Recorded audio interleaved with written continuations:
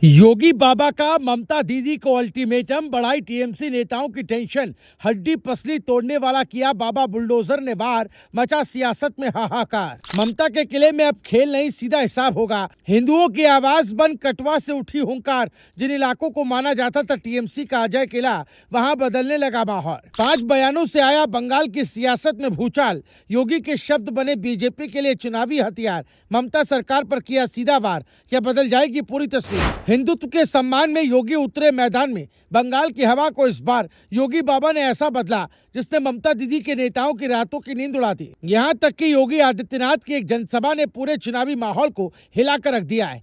कटवा की जमीन से उठी उनकी हुंकार सिर्फ एक भाषण नहीं, बल्कि एक साफ संदेश थी कि अब बंगाल में भी वही मॉडल लागू होगा जो यूपी में दिखा है।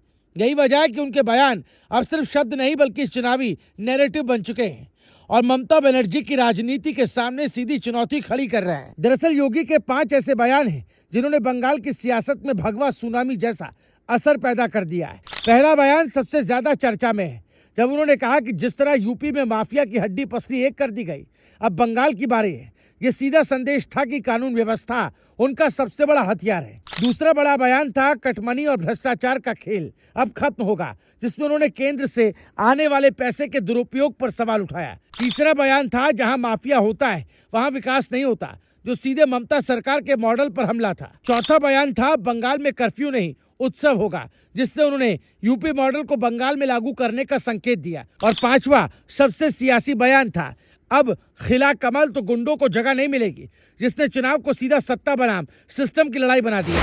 इन बयानों का असर सिर्फ सभाओं तक सीमित नहीं रहा, बल्कि उन इलाकों तक पहुंचा जहां अब तक ममता बनर्जी की पकड़ सबसे मजबूत मानी जाती थी। खासकर मुस्लिम बहुल क्षेत्रों में योगी के भाषण ने नई बहस छेड़ दी। उनके तीखे शब्दों और कानून व्यवस्था की बातों ने वहां के वोटर्स को भी सोचने पर मजबूर किया। यही वजह है कि राजनीतिक विश्लेषक मान रहे हैं कि योगी ने उन क्षेत्रों में भी करंट डाल दिया है जहां पहले बीजेपी की मौजूदगी कमजोर मानी जाती थी। सबसे दिलचस्प बात यह है कि योगी ने सिर्फ हमला ही नहीं किया, बल्कि तुलना भी पेश की।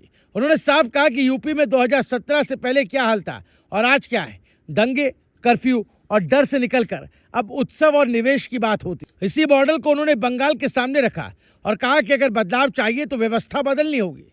यही लाइन जनता के बीच तेजी से पकड़ बना रही है, क्योंकि लोग अब सिर्फ वादे नहीं बल्कि उदाहरण देखना चाहते हैं। ममता बनर्जी पर उनका हमला भी बेहद सीधा और आक्रामक है। राम नाम से चिढ़ क्यों जैसे सवालों ने चुनाव को धार्मिक और सांस्कृतिक पहचान के मुद्दे से भी जोड़ दिया। योगी ने चैतन्य महाप्रभु की धरती का जिक्र कर ये दिखाने की कोशिश की कि बंगाल की असली पहचान क्या थी और अब क्या बन गई। इस तरह उन्होंने सांस्कृतिक भावनाओं को भी चुनावी विमर्श में शामिल कर दिया, जो बीजेपी के लिए एक बड़ा फायदा माना जा रहा है। अब सवाल यही है कि क्या योगी के बयान सिर्फ चुनावी भाषण है या फिर बंगाल की राजनीति को सच में बदल देंगे। फिलहाल इतना साफ है कि उनके 5 बयान ही इस चुनाव के सबसे बड़े हथियार बन चुके हैं। बंगाल में माहौल बदल रहा है, बहस बदल रही है और नैरेटिव भी चेंज हो रहे हैं। अगर यही रफ्तार बनी रही तो ये चुनाव सिर्फ सत्ता परिवर्तन नहीं, बल्कि सियासी दिशा बदलने वाला साबित हो सकता है, क्योंकि योगी का अल्टीमेटम अब सिर्फ एक चेतावनी नहीं, बल्कि एक चुनौती बन चुका है। Bureau report, news live TV.